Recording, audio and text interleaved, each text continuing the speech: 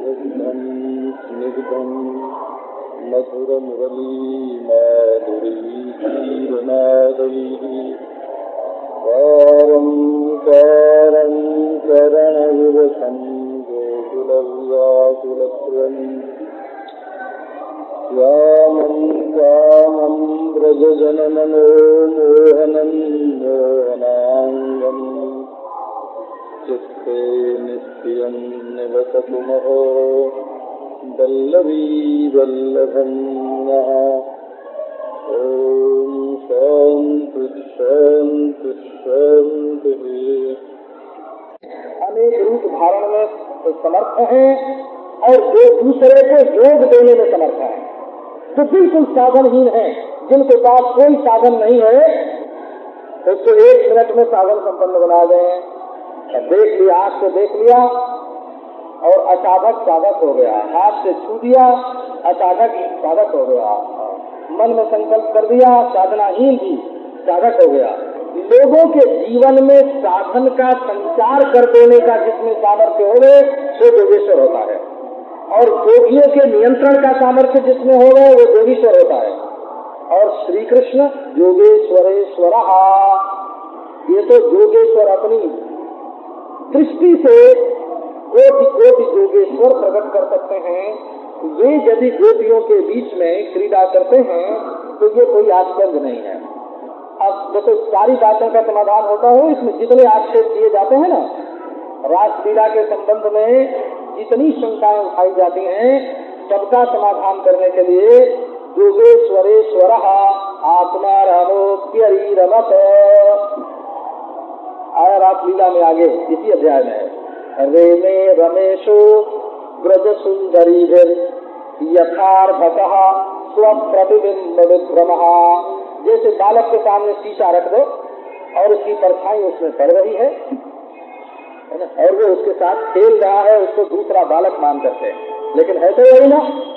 ऐसे श्री कृष्ण गोपियों के साथ क्रीड़ा करते हैं, परंतु उनके हृदय में भी अपना ही आनंद देखते हैं। ये नहीं कि कृष्ण के हृदय में आनंद दूसरा और गोपी के हृदय में आनंद दूसरा, दो आनंद नहीं है। जो गोपी का आनंद है वही कृष्ण का आनंद है, और जो कृष्ण का आनंद है वही गोपी का आनंद है। गोपी चाहती है कृष्ण को आनंद मिले, हमको नहीं, और कृष्ण चाहते हैं गोपी को आनंद मिले, हमको नहीं, और दोनों का आनंद मिल करके एक आनंद का समुद्र बन जाता है योगेश्वरेण। अब दूसरी बात क्या है कि भाई योगेश्वर लोग जो होते हैं वो बड़े गंभीर होते हैं, न हसंती तपस्या। एक साधुओं की सभा थी, बड़े बड़े साधु लोग बैठे थे और सबकी अब घर में तो ठीक स्वाभाविक ढंग से भी बैठते हैं, अब सभा में गए तो सबका आसन बना है ना, सबकी चीज सीधी हुई है, कोई इधर उधर देखे नहीं, एक दूसरे को न प्रणाम न नमस्कार न कुशल न मंगल, सबका सिर ऐसा आए थे। तो विपिन बाबू थे उसके मंत्री, तो इसको मैंने बुला लिया अपने पास, और फिर जैसे ये हंसी विनोद की बात कर सब साधु को खास बात से बैठे हुए हम तो हंसी खेल करने लग गए। तो विपिन ने कहा कि हम तो समझते थे कि सभा में बहुत गंभीर होकर रहा जाता है, चलो अब एक नई बात प्रारंभ हुई, थोड़ा वातावरण ढंग का तो हो। अब उन्होंने फिर सबसे बातचीत करना शुरू किया, तब जाके मामूली स्तर पर वहाँ का वातावरण आया, नहीं तो सब लोग पीठ पीढ़ी सीधी कर करके कोई किसी की ओर देखे नहीं है, कुशल मंगल न पूछे, है ना, नाम न ले एक दूसरे का, नारायण को घर में ऐसा कर लो, सभा में जाके वो कोई समाधि लगाने का स्थान है। तो योगेश्वर लोग बड़े गंभीर हुआ करता है ना। तो कृष्ण जो है बोले योगेश्वर बन करके रात में वो भी सिर सीधा कर ले, उनका भी मुकुट बिल्कुल सीधा हो, न बाएं झुके न बाएं झुके, तो कैसे रासलीला होगी। बोले कृष्ण ये महाराज खींचते हैं, कृष्ण किसी का कपड़ा पकड़ के खींचते हैं, किसी का हाथ पकड़ के खींचते हैं, किसी का कान पकड़ के खींचते हैं, किसी की नाकई पकड़ लेते हैं, किसी का बाल पकड़ के खींचते। कृष्ण ना, ये तो खींचा खींची नोचा खेती करने वाले हैं। माने लोगों के मन में जो रास की लालसा छिपी हुई है उसको जगा रहे हैं, लोगों का हृदयाकर्षण कर रहे हैं। नहीं तो लोग सुषुप्त, जब हृदय सुषुप्त होता है 10 भले मानुषों के बीच में एक मनुष्य पहुंच जाए उदास, तो उसको देख के सब चुप हो जाएंगे, और एक खुश आदमी पहुंच जाए तो सब खुश हो जाते हैं। ये श्री कृष्ण हैं, आनंद का वितरण करने के लिए हैं। इनकी सभा में कोई सो नहीं सकता, बोलो नाचो गाओ, है ना, कहा से कृष्ण ने ना खींच खींच के सबको जोड़ दिया। अब देखो दासाम मध्य प्रविष्टे, अब गोपियों के बीच में घुसे तो ये एक बार दो होता तो क्या मतलब होता? उसका मतलब होता कि बीच में कृष्ण और दो और गोपी, दो और मध्य प्रविष्टे न। तो दो गोपियों के बीच में जब कृष्ण आते तो एक जोड़ी गोपी का तो बिल्कुल आनंद में हो जाता और बाकी गोपियों का क्या होता? तो दो मध्य प्रविष्टे न, इसका अर्थ हुआ कि हर दो गोपी के बीच में है। इससे अब विषमता नहीं रही हो, समता हो गई। जब तक लोग विषमता बनाना चाहते हैं ना, गोपी जब तक विषमता बनाना चाहती है, क्या विषमता बनाना है? कि हमारे साथ ज्यादा रहे, दूसरे के साथ न रहे, हमारे साथ हंसें, खेलें, बोलें, नाचें, गाएं, और दूसरी गोपी कब बोले उससे हमारा क्या मतलब, वो हमारी कौन होती है? तो कृष्ण तो है ना विषमता देख करके अंतर्धान होते हैं और सम रूप से प्रकट होते हैं। जैसे सामरस्य बोलते हैं वो, ये योग में और तंत्र में बड़ी उच्च कोटि की क्रिया है, ये साधना है। बोले गुरु लोग जो है वो शिष्य पर कृपा करते हैं तो उसको शक्तिपात बोलते हैं, शक्तिपात। पर शक्तिपात कब है? जैसे कोई एक चीज का निशाना लगाना हो, सब छेद यदि समकक्षा में आ जाए तो ठीक निशाना लगता है। इसी प्रकार जब साधक की ऐसी अवस्था होती है कि पाप और पुण्य, आकर्षण और विकर्षण, स्वर्ग और नरक, सुख और दुख समकक्षा में आ जाते हैं, तब गुरु की शक्ति उसके ऊपर पड़ती है। एक साधक आया, उसने कहा कि हमने बहुत पुण्य किया है, बहुत धर्म किया है, बहुत दान किया है, बहुत भजन किया है, बड़ा त्याग किया है, बड़ी तपस्या की है, हमारे ऊपर कृपा करो। अब गुरु भी नहीं कर सकते, मजबूर। क्यों नहीं कर सकते? आपकी समझ में बात आई? उसके एक तराजू का जो चलना है ना पुण्य वाला, वो अभिमान के वजन से नीचे चला गया। अपनी श्रेष्ठता के अभिमान से उसके पुण्य का पलड़ा नीचे चला गया हो और पाप का पलड़ा ऊपर हो गया। अब संतुलन में वैषम्य आ गया, शक्तिपात नहीं हो सकता। तो एक आदमी कहता है हम बड़े पापी, बड़े दीन, तो उसके ऊपर भी शक्तिपात नहीं हो सकता। क्यों? तो उसके पापी बने का पलड़ा बहुत नीचे चला गया। अब ये कहो कि ये सुन के कोई कहे कि हमारे तो बराबर है महाराज, तो ऐसे बराबर नहीं होता है, ऐसे बराबर भी नहीं होता है। वो तो उसमें जो इच्छा है ना उसका वजन आ गया, उसमें जो लालसा है उसका वजन बढ़ गया। पाप और पुण्य, नरक और स्वर्ग, सुख और दुख, दोनों बिल्कुल उपेक्षित दशा में जब चले जाते हैं और केवल प्रियतम ही प्रियतम शेष रहता है, तब वो कृष्ण के रूप में प्रकट होता है। जिसको पाप का डर है उसको भी प्रियतम की प्राप्ति नहीं होती। ये संसार के लोक के प्रेम में हो, लौकिक प्रेम में जिसको पाप का डर है उसको लौकिक प्रेम की प्राप्ति नहीं होती।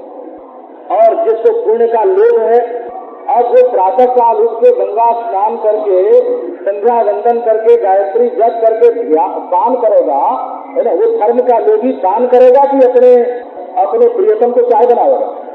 वो उसको दूध पिलाने जाएगा कि गंगा स्नान करके दान करने जाएगा? नारायण। ये तो जो धर्म का लोभी होता है उसके हृदय में भी प्रेम का प्रकाश नहीं है, और जो पाप से भयभीत होता है उसका हृदय भी सिकुड़ा हुआ है ना। तो हमारा सबसे बड़ा धर्म है अपने प्रियतम की सेवा, और हमारे सबसे बड़े सुख का स्थान है वो नरक जहाँ हमारा प्रियतम रहता है। नारायण कहो। तो जब नरक और स्वर्ग की उपेक्षा करके, धर्म और अधर्म की उपेक्षा करके, लोक और परलोक की उपेक्षा करके जब मनुष्य का हृदय अपने प्रियतम प्रभु के साथ जुड़ने के लिए उन्मुख होता है, तब श्री कृष्ण उसको पकड़ करके अपने लिए खींच लेते हैं तुम अपने मन को सारथी बना करके चल रहे हो कि प्रभु को सारथी बना करके चल रहे हो। विवा ममास्तु दासो नरके वा नरकाम तटप्रकामम अवधीरित शारदारविंदौ चरणौ ते मरणे चिंतयामि। हम नरक स्वर्ग नहीं जानते, अपने प्रियतम को जानते हैं। स्वर्ग नरक अपवर्ग समाना, जहाँ तहाँ दीख धरे भरवाना। वो नरक भी स्वर्ग से 1000 गुना बड़ा है, जहाँ अपना प्रियतम अपना प्रभु रहता है। वो स्वर्ग भी करोड़ों नरकों से बुरा है, जहाँ अपने प्रियतम प्रभु का दर्शन नहीं होता। तो भाई, जब लोक में ये दशा है प्रेम में, तो श्री कृष्ण के प्रेम में, श्री कृष्ण के प्रेम में नरक आग में जलना भी वैसे ही और पीतल चंदन लगना भी वैसे ही। तो जब सामरस्य आता है ना, गयोर गयोर मध्य, और देखो इनकी स्थिति देखो, दिव्य और नाथ दोनों ओर कृष्ण पकड़े हुए, दाहिने भी कृष्ण और बाएं भी कृष्ण। और वो तो कृष्ण में इतनी डूबी है कि उसको ये मालूम ही नहीं पड़ता कि दाहिने बाएं दो हैं। या सामने वाली गोपी के साथ भी कृष्ण और अपने साथ भी कृष्ण और हजारों के साथ भी कृष्ण, परंतु नहीं होता कि दूसरे के साथ भी है। उसको तो ये ख्याल होता है ये हमारे साथ है। तो गयोर गयोर मध्य प्रविष्टे न गृहीतानाम कंठे, सबका गला पकड़ रखा हो। नारायण का गला पकड़वाने में डर लगता है क्या? बोले मरेंगे तो तुम्हारे हाथ, जिएंगे तो तुम्हारे साथ। मरेंगे तो तुम्हारे हाथ और जिएंगे तो तुम्हारे साथ। तो सब कृष्ण के कंठ से लगे। अब सब गोपी ये अनुभव कर रहे हैं कि श्री कृष्ण हमारे साथ हैं। कंठे स्वनितम स्त्रिया जब मंदिरन, जब मंदिरन तक की व्याख्या एक में है। सब गोपी को यही लगता है कि श्री कृष्ण हमसे निकट हैं, और जिसको अपनी निकटता का अनुभव हो गए न रहे, वो दूसरे से भी निकट है, ये क्यों सोचता है? तुम्हें सौत की याद आती है कि प्यारे की याद आती है? तो हाँ, ये मंद प्रेम के उदाहरण में उज्ज्वल नीलमणि ने, श्री गोस्वामी ने एक गोपी का वर्णन किया। तो रोज जब अपने प्यारे इस रास्ते निकलते हैं तो मैं उनको माला पहनाती हूँ। आज तो भूल गई, अरे भाई भूल गई तो उन्हीं की याद में भूल गई ना, कोई बात नहीं। बोले उनकी याद नहीं, मुझे तो सौत की याद आ रही है। तो प्यारे की याद भूल करके सौत की याद करना और प्यारे की माला भूल जाना, ये मंद प्रेम का लक्षण बताया। तो सब गोपी ये अनुभव कर रही हैं कि कृष्ण हमारे निकट हैं। अब आगे रात का प्रसंग प्रारंभ जो होता है ना, वो फिर कल सुनाएंगे। योगेश्वरेण कृष्णेन तासां मध्ये द्वयोर्द्वयोः प्रविष्टेन गृहीतानां कंठे स्वनिकटं स्त्रियः यं मन्येरन् नभस्तावद्विनाम शतसङ्कुलम् द्वैतसां सदाराणाम् औत्सुक्यापहृतात्मनाम् ततो दुन्दुभयो नेदुर्निकेतुः पुष्पवृष्टयः जगुर्गन्धर्वपतयः स्वस्त्रीकास्तदीयकोमलम् वलयानां नूपुराणाम् किङ्किणीनां च योषिताम् सत्प्रियाणामधुशब्दस्तुमुलो रासमण्डले। योगेश्वरेण कृष्णेन, भगवान श्री कृष्ण योगेश्वरेश्वर, ये बात पहले अध्याय में इति विप्लवितम तासां श्रुत्वा योगेश्वरेश्वर, राजसंख्याध्याय से पहले ही अध्याय में प्रणय गीत समाप्त होने पर इति विप्लवितम तासां श्रुत्वा योगेश्वरेश्वर आत्मा राम। श्री कृष्ण योगेश्वरेश्वर है और आत्मा राम है। तो योगेश्वर कहने का अभिप्राय यह है कि जैसे एक योग सिद्ध पुरुष आवश्यकता पड़ने पर अपने संकल्प से अनेक रूप धारण करने में समर्थ होता है, शायद जीव है, ये सिद्धि जिसको बोलते हैं, वैसे भगवान श्री कृष्ण भी अनेक रूप होने में समर्थ है। ये योगीश्वर नहीं है बल्कि योगेश्वरों के भी ईश्वर हैं। साधारण रूप से देवता के संबंध में भी ये शास्त्र का निरूपण है। यदि एक साथ करोड़ कुंड में अग्नि प्रज्वलित करके पुष्पंजिका करके और विधि पूर्वक इंद्राय स्वाहा करके आहुति दी जाए तो एक इंद्र करोड़ कुंड में एक साथ उपस्थित होकर के आहुति ग्रहण करेगा। ये देवता का सामर्थ्य है। तो जब देवता का सामर्थ्य ऐसा है और शंकर जी के भक्त एक साथ बहुत सारे व्याकुल हो बहुत जगह पर, तो शंकर जी सबके सामने एक साथ प्रकट होकर दर्शन दे सकते हैं। और श्री कृष्ण तो परब्रह्म परमात्मा है, वो तो पहले से ही सब जगह विद्यमान है। केवल संकल्प भर की देरी है कि हम यहाँ प्रकट हो जाए, तो ये योगेश्वर। दूसरा कहते हैं कि योग शब्द का अर्थ होता है, तो कल बताया था, जैसे आयुर्वेद में योग, दर्शन शास्त्र में योग, श्रृंगार शास्त्र में योग। दर्शन शास्त्र में योग माने होता है चित्तवृत्ति का निरोध। आयुर्वेद में औषधियों के मिश्रण का नाम योग होता है। और श्रृंगार शास्त्र में स्त्री पुरुष के मिलन का नाम योग होता है। और जैसे लोक व्यवहार में ऐसे बोलते हैं कि ये योग युक्ति जानते हैं। योग माने उपाय, योग संभनोपाय। अमरकोश ने बताया कि योग शब्द का उपाय होता है। उपाय इनको योग युक्ति आती है, जैन युगति ये मिलन की, तो नरक घरकहू की। यदि प्यारे से मिलने की युक्ति नहीं होती तो घर भी नरक हो गया, और यदि प्यारे से मिलने की योग युक्ति बन बैठ जाती है तो नरक भी घर को बढ़ करके हो जाता है। असल में प्रिय की प्राप्ति चाहिए। तो श्री कृष्ण जो है ये योग युक्ति के विचारक हैं। कैसे उपाय करने से रास रस संपन्न होगा, परिपूर्ण होगा, ये योग ये युक्ति श्री कृष्ण को मालूम है, इसलिए उनका नाम योगेश्वर है।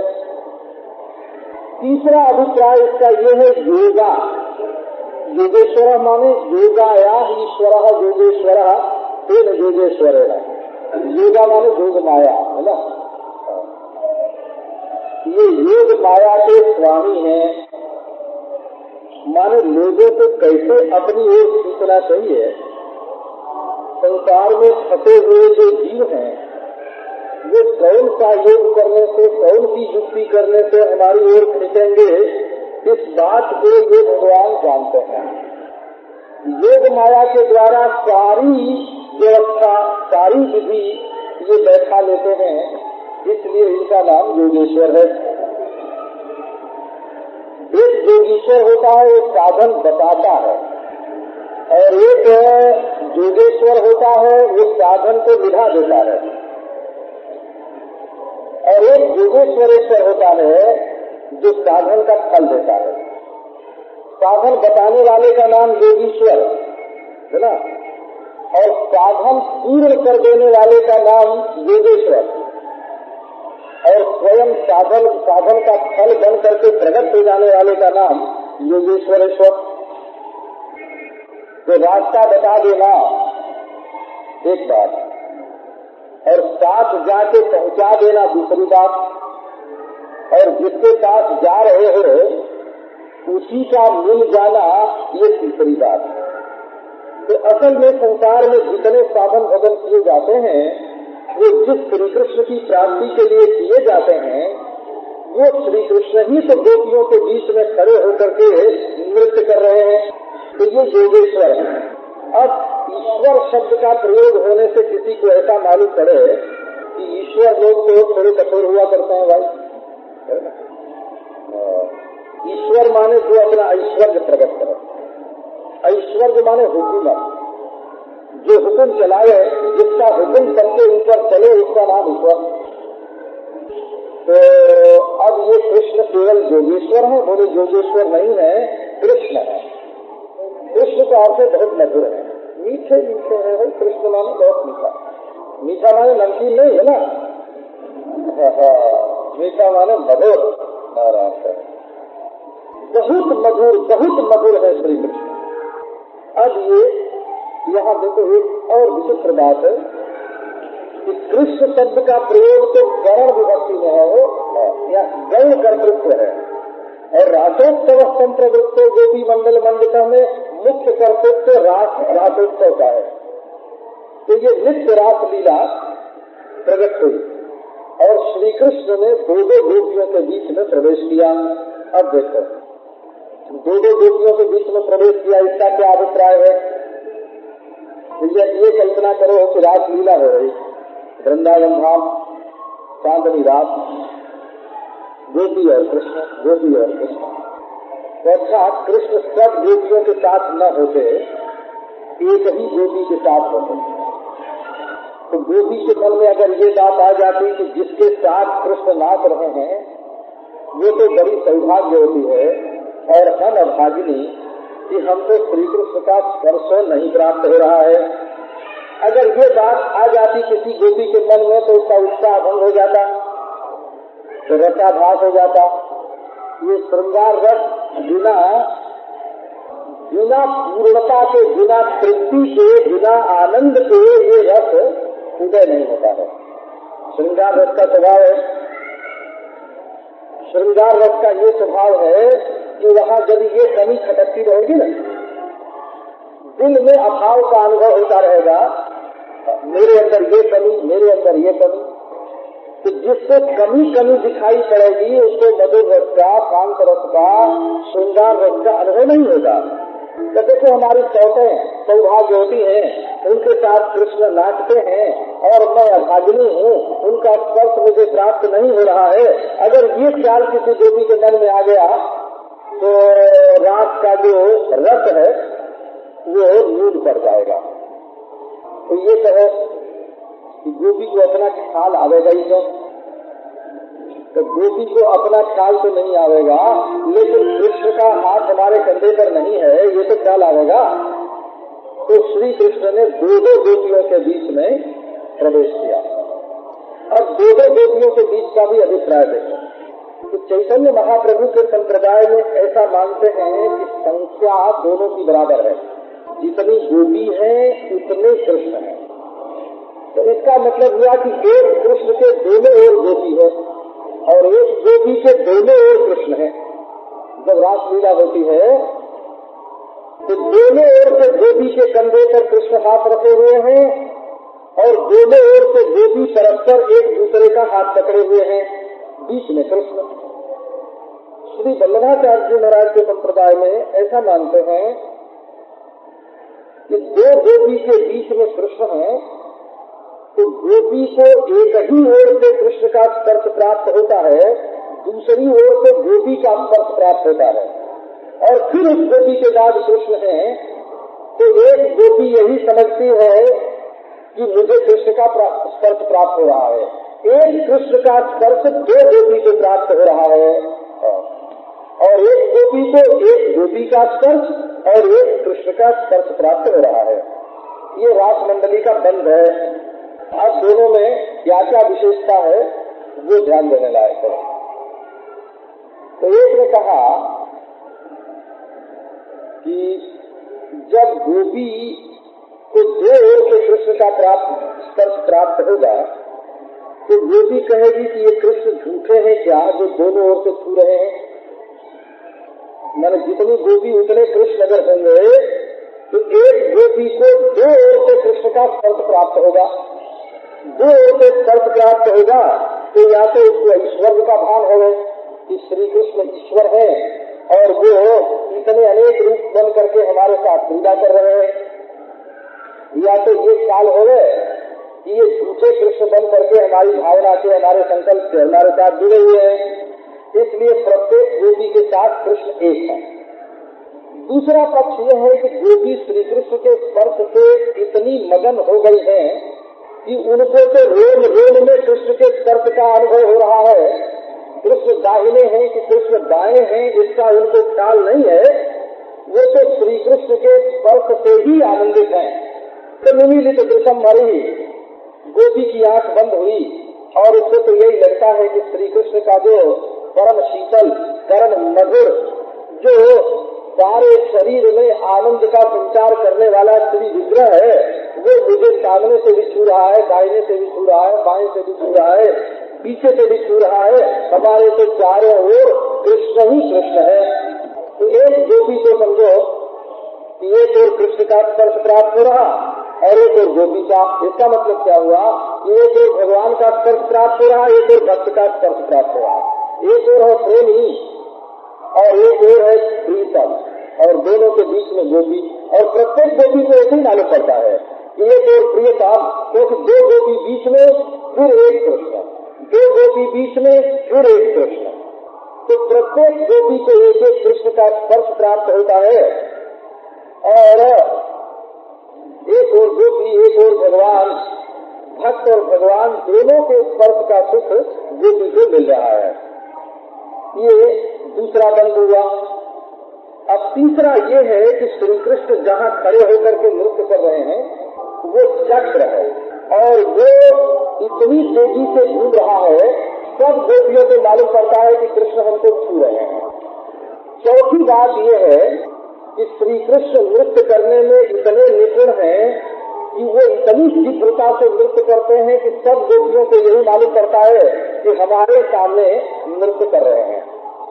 और सबके कंठ पर उनका हाथ, सबके कंठ पर उनका हाथ लगा हुआ है। तो कृष्ण पार्श्वम अनुज्जता, कोई गोपी कृष्ण को छोड़ करके दूर नहीं होती है।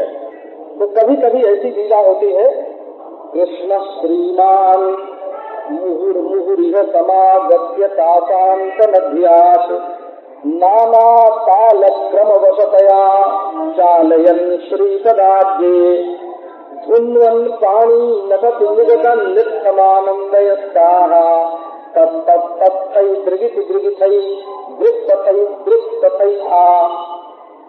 ताता सही बोलते हैं ना, ताता सही। कभी श्री कृष्ण उनके बीच में से निकल करके बीच में मंडल में आ जाते हैं, ताल से पाँव रखते हुए, और कभी हाथ हिलाते हैं और कभी सिर खिलाते हैं, कभी उनकी आंख से आंख मिला करके उनसे संकेत करते हैं। और जैसे ताता थई करके नर्तक लोग नृत्य करते हैं, ऐसे श्री कृष्ण गोपियों के बीच में नृत्य करते हैं। दान दान किट किट कड़क झेंद्राम झेंद्राम किट किट धाम Zheng zone Zheng zone zone. झुम झुम बोलते हैं ना, झुम झुम जैसे ड्राम ड्राम झुम झुम ऐसे नाचते हैं। हो दिख दाम दाम द्रिव द्रिव द्रिव धाम काम कुझेम काम कुझेम ग्राम, ये नृत्य की गति है। तो इस प्रकार श्री कृष्ण आगत्यैवं नटति हरिश्चारूपाक प्रबंधम, कभी सामने से नाचते हुए गोपियों की ओर आते हैं और कभी गोपियों की ओर से नाचते हुए आगे बढ़ जाते हैं। पूजत कांची कटक किरणन नूपुरध्वानरम्यम प्राणिद्वंद्वं मुहुरिह लदत्कंकणं चालयन्ती राधा कृष्ण द्युति घनते चंचलेव स्फुरन्ति नृत्यन्ति थम गमति तपथै थै तथै थै तथै आ।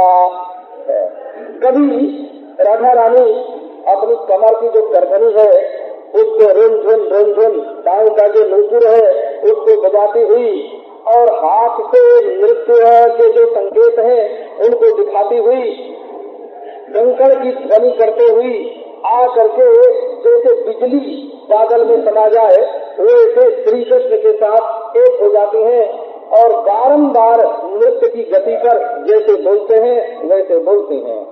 धाम धाम दृक दृक चल चल निगाम णम निगाम णम निगाम णाम तुक तुक तुम गुड गुड गुड धाम द्राम गुडुद्राम भेद भेद भो भो किरीट किरीट द्राम दिविद्राम दिविद्राम आगत्यूर्यसदा श्रीमतीसा ननत।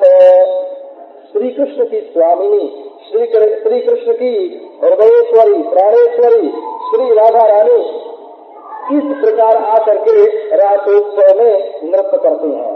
झंझम कुरुवत कनकवलये वृन्वती पाणिपद्मे तासाम मध्ये सपदि ललिताभ्यागमत् कृष्ण कांत्या श्यामे रंगे पदिदिवघने नृत्यति स्थम वदन्ति थै थै थो थो तिगड़ तिगड़ थो थो तथै थो तथैता। इस प्रकार कण कण कण वीणा श्वान मिश्रैर्विशाखा नटति भ्रमण भंगम कार्यालंकार जाला दृगित दृगित दिक्थै थो तथो थो ब्रुवाणा। इस प्रकार अलग अलग जो गोपियां हैं वो कभी कृष्ण का हाथ पकड़ करके, कभी पाद विन्यास से, कभी कटी में जो करधनी है उसके झंकार से, कभी हस्त चालन से, कभी सिरस चालन से, कभी चिबुक चालन से, कभी वीणा के साथ, तबले के साथ, झांझ के साथ, भिन्न भिन्न प्रकार के वाद्यों के साथ श्री कृष्ण के साथ गोपियां नृत्य करते हैं। इसका नाम होता है रासोत्सव। अब इस रासोत्सव के स्वरूप के संबंध में आप देखो, हमारे आध्यात्मिक जो दर्शन है उनमें दो प्रकार का आनंद मानते हैं, एक समृद्धि का आनंद और एक शांति का आनंद। समृद्धि का आनंद क्या होता है कि जिसके साथ सुख सामग्री हो गए तो वो संसार का सुख हो गए। तो द्रव्य के सहकार से जब आनंद मिलता है, माने वस्तु होनी चाहिए, खाने के लिए बढ़िया बढ़िया वस्तु हो, पहनने के लिए कपड़े हो, अच्छा मकान हो, अच्छी सामग्री हो, अच्छा वाहन हो, अच्छे लोग हो, तो बोले इसको समृद्धि का सुख मानते। और वैराग्य हो गए चित्त में, आंख बंद की और शांत हो गए और आत्मानंद जो है वो प्रकट हो गया, उसको शांति का सुख बोलते हैं। तो शांति के सुख में संसार की किसी भी वस्तु की जरूरत नहीं पड़ती और समृद्धि के सुख में संसार की वस्तु की जरूरत पड़ती है। तो अब देखो कि समृद्धि के सुख में जड़ धन से जो सुख होता है वो बिल्कुल एकांगी सुख है। समृद्धि से जो सुख है, सोना तुमको पाके खुश नहीं होता, नोट तुम्हारे साथ आके सुखी नहीं होता, मकान तुमसे सुखी नहीं होता, मोटर तुमसे सुखी नहीं होती, उससे तुम प्रेम करते हो और उसको पा करके सुखी होते हो। तो बिल्कुल एक तरफी बात हो गई ना, एकांगी बात हो गई। तो द्रव्य से जो सुख है वो द्रव्य में से नहीं आता है, परंतु इस द्रव्य का मैं मालिक हूँ, ये जो चित्त में अभिमान होता है, इससे वो द्रव्य सुख आता है। और काम सुख कैसे आता है? बोले दो व्यक्ति परस्पर मिले, दो दिल मिले तो सुख है, ये भोग का सुख है। तो जड़ द्रव्य के 15 से जो सुख मिलता है वो तो बहुत निकृष्ट है, और दो व्यक्तियों का दिल मिलने से जो सुख मिलता है उसमें पराधीनता है। सुख तो उत्तम है, परंतु पराधीनता है, दूसरे का दिल मिले कि नहीं मिले, दोनों में राग है। अब आता है धर्म सुख। तो धर्म सुख जो है वो द्रव्य से भी होता है, दान करो, और भोग से भी होता है, गुरु चेला साथ रहो, पति पत्नी साथ रहो। धर्म के साथ द्रव्य भी जुड़ता है, धर्म के साथ भोग भी जुड़ता है। अब देखो, धर्म का जो तीसरा सुख है इन दोनों से उत्कृष्ट है। केवल क्रिया से हो, हाथ जोड़ के भगवान के सामने खड़े हैं और तमेव माता के पिता तमेव वाणी से बोल रहे हैं। अब इसमें न किसी के दिल से दिल मिलाने की जरूरत है और न तो किसी चीज की जरूरत है, और भगवान के साथ अपना दिल जोड़ दिया, भगवान के साथ दिल जोड़ दिया, भगवान के लिए हाथ जोड़ दिया। अब इसमें न रुपये पैसे की जरूरत है, न स्त्री पुत्र की जरूरत है, क्रिया मात्र से भगवान प्रसन्न होते हैं। अब देखो, ये क्रिया भगवान के साथ जोड़ना और आत्मा में जो आनंद है उसको प्रकट करना। तो ये जो नृत्य जिसको बोलते हैं ना, रासोत्सव जो है, ये न तो अर्थ संग्रह है, धन का संग्रह नहीं है, और न तो ये व्यक्ति का भोग है, और न तो ये किसी के सामने हाथ जोड़ करके खड़ा होना है, ये अपने हृदय में जो आनंद है उसकी अभिव्यक्ति का नाम नृत्य है। अपने एकांत में भी कमरा बंद किया और एक हाथ रखा कमर पर और एक सिर पर रखा, चाहे जैसे हाथ खिला लिया, चाहे जैसे हाथ खिला ली, चाहे जैसे चिबुक खिला लिया। हमको एक महात्मा ने बताया था है, हम बोले भाई कमरा बंद कर लो और नाच लिया करो।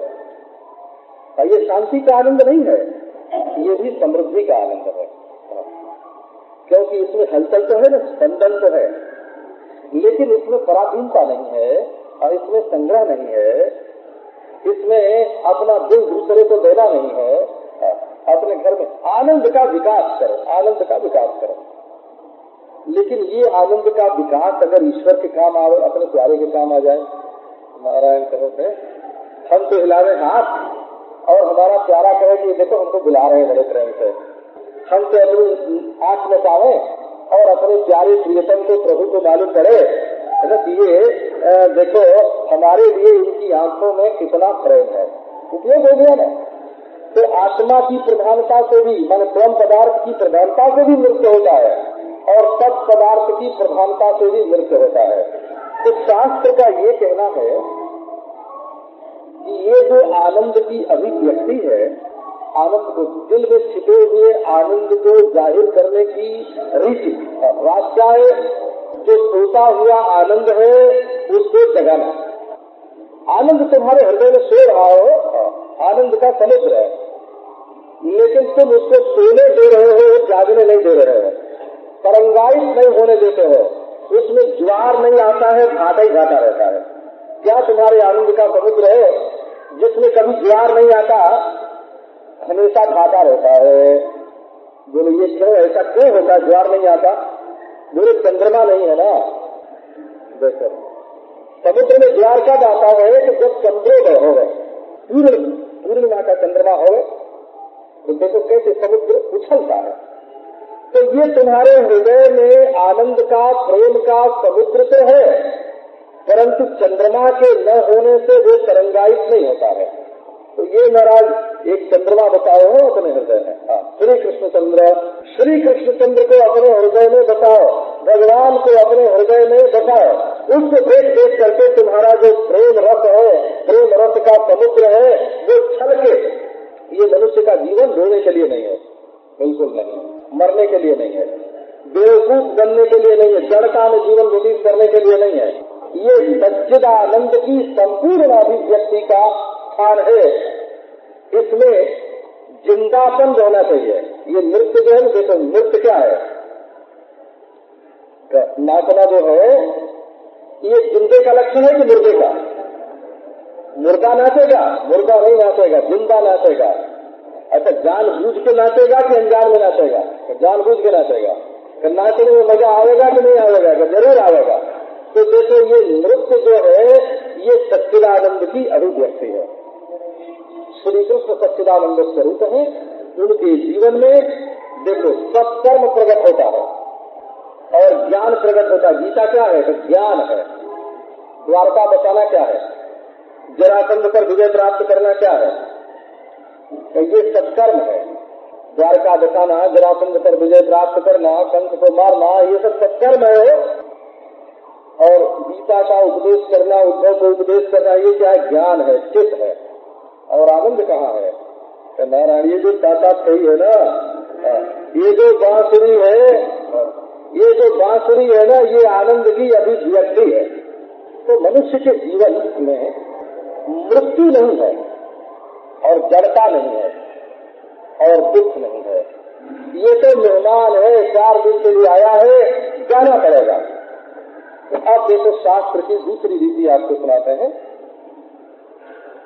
नारायण आप ये बात ध्यान में रखो, ये जो गांधर्व आनंद है, गांधर्व आनंद, ये जीवन में प्रकट होना माने अर्थ और भोग के बिना अपने आनंद को प्रकट करना।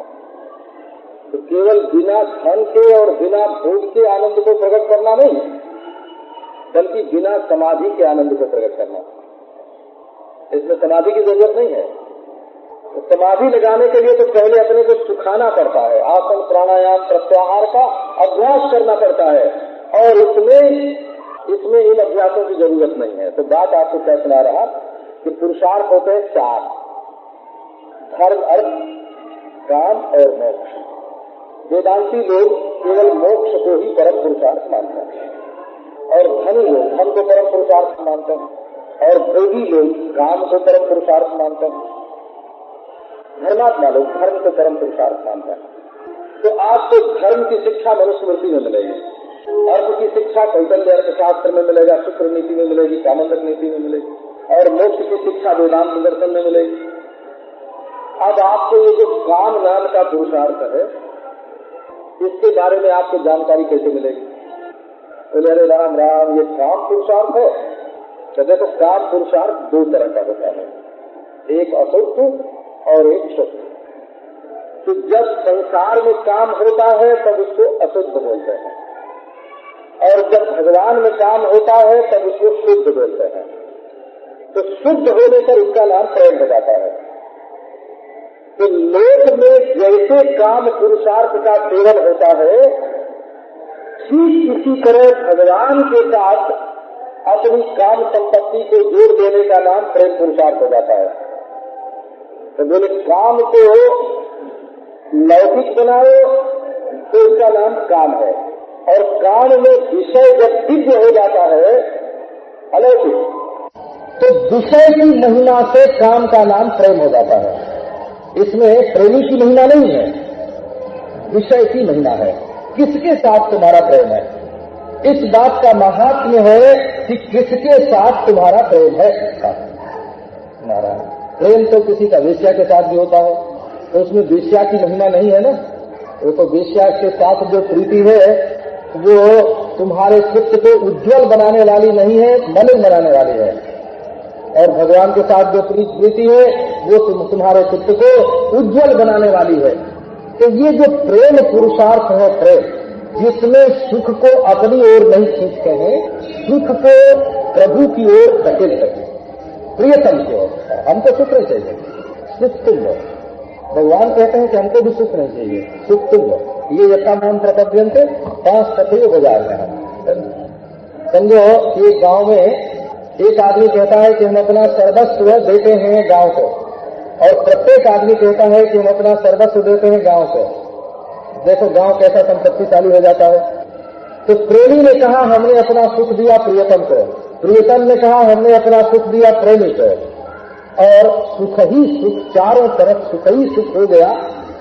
इसीलिए कहते हैं कि प्रेम जो है वो आत्मक त्याग है, आत्मक त्याग का नाम प्रेम है। तो प्रेम की बोली का नाम संगीत है, बोला। और प्रेम में जब आदमी बोलता है ना, जो रस बरस रहे दर्शाने, सो रस 3 लोक में ना, बोले भाई ये प्रेम ही वस्तु को रसीदी बनाने वाला है। बसंत ही प्रेम में गुणा न वस्तु नहीं, वस्तु में गुण नहीं बसता, प्रेम में गुण बसता है। और वो प्रेम यदि भगवान के साथ जुड़ जाए, देखो भक्ति प्रेम कोई कठिन चीज नहीं है। नारायण कहो, तुम अपने बच्चे से प्रेम करते हो कि नहीं? तो करते हैं। अच्छा, तो बच्चे की जगह पर वो सांवरा सलोना ब्रजराज कुमार बैठा दो और प्रेम नहीं रखो। जो तुम्हारा बच्चे से प्रेम है वो प्रेम तुम्हारे दिल में बना रहे, लेकिन बच्चे की जगह पर कृष्ण बैठे। अच्छा, तुम अपने पति से प्रेम करते हो कि नहीं? तो करते हैं। क्या ठीक है, प्रेम नहीं रखो दिल में, लेकिन पति की जगह पर कृष्ण को बैठा दो। तो तुम धन से प्रेम करते हो कि नहीं? तो करते हैं। तो प्रेम यही रखो जो धन से है, लेकिन धन की जगह पर कृष्ण को बैठा दो। मारे धन से जैसे तुम्हारा लोभ है, उस लोभ को रहने दो। हमें नहीं कहते कि लोभ मिटाओ, ये भक्ति की विशेषता है। योग दर्शन कहता है कि धन लोभ को मिटा दो। वेदांत दर्शन तो कहता है धन को मिटा दो। वेदांत दर्शन कहता है कि विषय का बाध करो, और योग दर्शन कहता है वृत्ति का बाध करो, वृत्ति का निरोध करो। तो योग दर्शन कहता है लोभ मिटाओ, और वेदांत दर्शन कहता है विषय मिटाओ, और भक्ति दर्शन कहता है कि लोभ तो रहने दो, जो का त्यों। वो जो नीलम है ना तुम्हारे मन में, नीलम की जगह पर नीलमणि को रखो। नीलमणि को श्याम सुंदर, उनको बैठा। काम है तुम्हारे मन में कहा? अरे काम मिटाने को हम कहाँ कहते हैं? वेदांत कहता है स्त्री छोड़ो, पुत्र छोड़ो, पुरुष छोड़ो, आत्मज्ञान प्राप्त करो। योग कहता है नहीं, काम की वृत्ति मिटाओ। और भक्ति कहती है कि काम रहने दो चित्त में ज्यों का त्यों, और विषय को मिटाओ मत, बदल दो। क्या बदल दे? तो संसार के विषय की जगह पर भगवान को बैठा लो। तो भगवान के प्रति होने वाले लोभ का नाम भक्ति है, भगवान के प्रति होने वाले काम का नाम भक्ति है, भगवान के प्रति होने वाले स्नेह का नाम भक्ति है, भगवान के प्रति होने वाली आसक्ति का नाम भक्ति है, भगवान से जुड़ने वाले भोग का नाम भक्ति है, और भगवान को ही अपना सर्वस्व संपत्ति अर्थ मान करके उनका संग्रह भगवान को इकट्ठा करने का नाम नारायण कहो भक्ति है। तो ये जो रास लीला है, ये वो चीज है जिसमें चारों ओर भगवान ही भगवान है। कंठे स्वनिकटम स्त्रिय यम मंगेरन्नहस्तावद विमान शतसंकुलम दिवौकसाम सदाराणाम औत्सुक्यापहृतात्मनाम यम मंगेरन्नहस्तावद विमान शतसंकुलम। सब गोपियों को यही मालूम पड़ता है कि कृष्ण ने हमारा कंठ पकड़ रखा है और हमने उनको अपनी बाहुओं के घेरे में ले रखा है। गोपी कहती है कि हमारे भुजबंध के अंदर कृष्ण और कृष्ण की भुजा में हमारा कंठ, मानो कृष्ण ने हमको बांध लिया और हमने कृष्ण को बांध लिया, है ना। ये जो प्रेम का बंधन है ना, ये मुक्ति से बड़ी वस्तु है, ऐसा भक्तों का ख्याल है। ये जो कृष्ण के साथ अपने जीवन को बांधना है, साथ मुक्ति शताधिका 100 मुक्ति से बढ़ करके ये स्थिति है। तो असल में जब तक आदमी पूरा जानकार नहीं होता तब तक उसको बंधन का डर रहता है। हमने ऐसा देखा है, जादूगर लोग जो हैं वो पांव से लेकर के सिर तक जंजीर से अपने को ऐसा जकड़ लेते हैं कि देखने वाला समझता है कि वो बिल्कुल बंध गया, मर गया। लेकिन उसको तो ऐसी युक्ति मालूम होती है कि 1 सेकंड में सारे जंजीर को अलग करके वो फिर जो कहते हो मुक्त। तो जानकार आदमी को बंधन से डर नहीं है। ये संसारी लोग जो है बंधन से डरते हैं, हाय हाय बंध जाएंगे तो हम पराधीन हो जाएंगे, हम दुखी हो जाएंगे, हमको फिर पता नहीं क्या होगा। तो कौन डरता है? ये नहीं समझना कि ये बड़े समझदार लोग हैं। डरने का मतलब ही जो कुछ है। तो जो समझदार हैं वो डरते नहीं हैं, वो तो बंधन में भी मुक्त है। और जो समझदार नहीं है वो वस्तुतः मुक्त होने पर भी बद्ध है। ये संसार के सब लोग मुक्त है, असल में मुक्त है, सब के सब मुक्त हैं, लेकिन नासमझी के कारण बद्ध हैं। और समझदार लोग जो हैं वो बंधन में रहते हुए भी मुक्त ही हैं।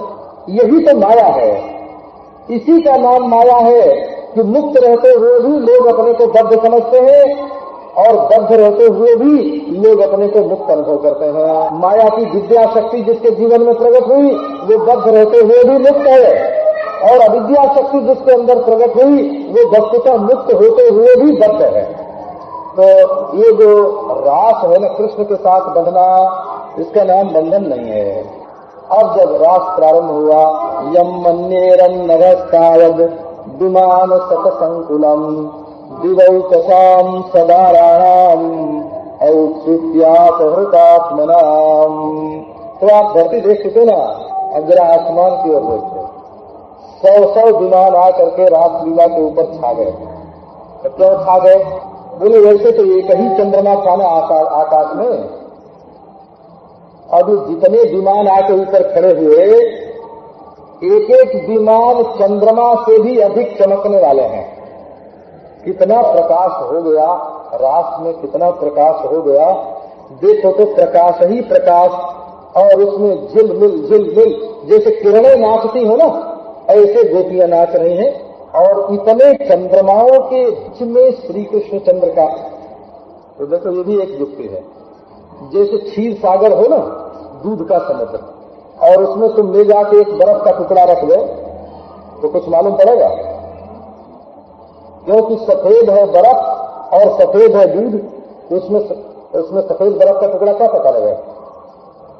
लेकिन महाराज दूध के समुद्र में एक काली चीज ले जाके रख दो तो दूर से दिखेगी कि नहीं? दूर से दिखेगी, है ना? तो ये जो कोटि कोटि चंद्रमा आकाश में प्रकाशित हुए, सब के सब श्वेत वर्ण, और उनके बीच में श्री कृष्ण ने कहा कि हम भी श्वेत रहेंगे तो हमारी चमक नहीं मालूम पड़ेगी, बोला। तो ये काला चंद्रमा हो, ये कृष्ण चंद्र जो है ना, उसकी चमक बढ़ गई। अब देखो कई बात है इसमें। एक तो ये है कि यदि ऊपर खुला छत, खुला आकाश हो तो जो बंसी की ध्वनि है, तबले की ध्वनि है, वीणा की ध्वनि है, संगीत की ध्वनि है, वो सब आकाश में उड़ जाएगी। तो अब विमानों की बन गई छत तो शब्द गूंजेगा, एक बात तो ये हुई। और उनमें से जो चांदनी छिटकती है उनके सुकुमार स्पर्श का अनुभव होगा, और उनमें से जो प्रकाश छिटकता है तो इससे रूप का अनुभव होगा, रूप चमक जाएगा।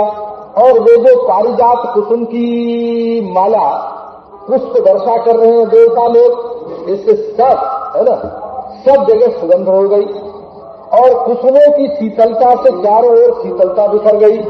मानो देवता लोगों ने अपने दिव्य लोक की सुगंध, दिव्य लोक की का रस, दिव्य लोक का रूप, दिव्य लोक का स्पर्श और दिव्य लोक का शब्द सब ला करके श्री कृष्ण की रास लीला के साथ मिला दिया।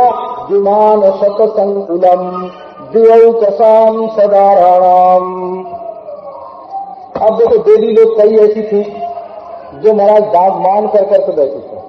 घर में स्त्री पुरुष होते हैं ना, तो बरस 8 बरस हो, बरस 2 बरस तक तो प्रेम का बेग जरा ज्यादा चलता है, फिर संसार में दासी करने लगता है। ये नियम है ना।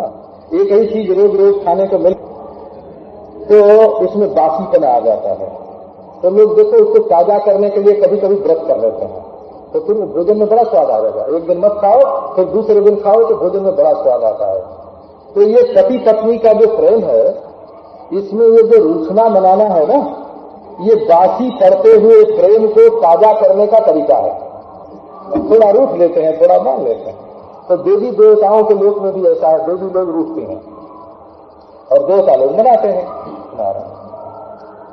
तो जब रास लीला पर पहली थाप पड़ी, पहली थाप रास लीला पर पहले घुंघरू का जो रुंझन शुरू हुआ, तो देवता के ध्यान में आया कि भगवान का रास हो रहा है, देखने के लिए चलना चाहिए। बोले देवी जी तो उठी है तो बहुत बढ़िया है। तो क्यों देवी जी रास देखने चलोगी? तुम्हें चलना हो तो चलो, नहीं तो हम जाते हैं। देवी जी बोले तुरंत मान गई, बोली मैं भी चलूंगी। अब विमान से संकुलन हो, विमान माने मान रहित विगत मान जो लोग हैं, विगत मान जो देवता हैं, वो आके भर गए वहां विमान सत संकुलम। अब देखो इसमें और बात है। ऐसा मानते हैं कि संसार में स्त्री पुरुष के मिलन का जो सुख होता है उसका सर्वोत्तम रूप स्वर्ग में है। तो दिवौकसाम सदाराणाम, जब पति पत्नी साथ हैं और मिल रहे हैं और उनको सुख मिल रहा है, तब उनको दूसरी जगह जाने की उत्सुकता नहीं होती। लेकिन ये श्री कृष्ण की रास लीला का ऐसा सुख है कि पति पत्नी जो एकांत में बैठे सदाराणाम, ये संस्कृत में दार शब्द जो है ये स्त्री की बहादुरी का सूचक है। दार माने जो विदार है, विदारण करे, दे फाड़ दे। क्या मतलब? सास और बेटे को फाड़ दे, और भाई और दाई को फाड़ दे, बाप और बेटे को फाड़ दे। ये दार शब्द पुल्लिंग है। संस्कृत में दार शब्द जो है वो पुल्लिंग है, पुल्लिंग है, नारायण है। और दारण इसका अर्थ है फाड़ना, इसका अर्थ है। तो ये महाराज बड़ी विलक्षणता है। जिस माँ की गोद में आदमी खेलता है, ये जब दार आती है तो उस माँ से बेटे को जुदा कर लेते हैं, भाई से जुदा कर लेते हैं। इसीलिए इसको संस्कृत में दार बोलते हैं। तो सदारा नाम का अर्थ है ये जो देवी लोग थी वो देवताओं को उनकी माताओं से भी अलग, उनके पिताओं से भी अलग, है ना, उनके भाइयों से भी अलग लेकर के एकांत में बड़ा आनंद मना रही थी। इसी में रास प्रारंभ हुआ तो एकांत छोड़ दिया। पति पत्नी का सुख छोड़ करके देवता लोग जो हैं वो रास देखने के लिए आए। माने देवताओं के मिलन, देवी देवता के मिलन के सुख से भी ये श्रेष्ठ सुख है। तो बोले ये कौन खींच के ले आया इनको? तो औत्सुक्या कहतात्मना लुट गए। बड़े बड़े देवता, बड़ी बड़ी देवियां सब के सब लुट गई हो। ये कृष्ण जो है ना, ये तो आया ही है। अहिर बनने का अर्थ क्या है? अहिर बनने का अर्थ यही है कि रास्ते में कभी लाठी लेके खड़ा हो जाए, है ना। ये कोई शहर का छैला नहीं है ना। ये गांव का अहीर हो, ये गांव का अहीर है। तो ये देखो औत्सुक्यापहृतात्मना, सबकी आत्मा लुट गई। देवी के पास देवता है, लेकिन न उसको देवी की सुध है न अपने शरीर की सुध है। देवता के पास देवी है, लेकिन न देवी को देवता की सुध है न अपनी सुध है। उनकी सुध कहाँ गई? औत्सुक्यापहृतात्मना। गोपी कृष्ण की लीला देखने के लिए ऐसी उत्सुकता चित्त में उदय हुई कि वो मान भूलकर, स्वर्ग भूलकर, अपना तन बदन भूलकर श्री कृष्ण लीला का रस देखने के लिए आए।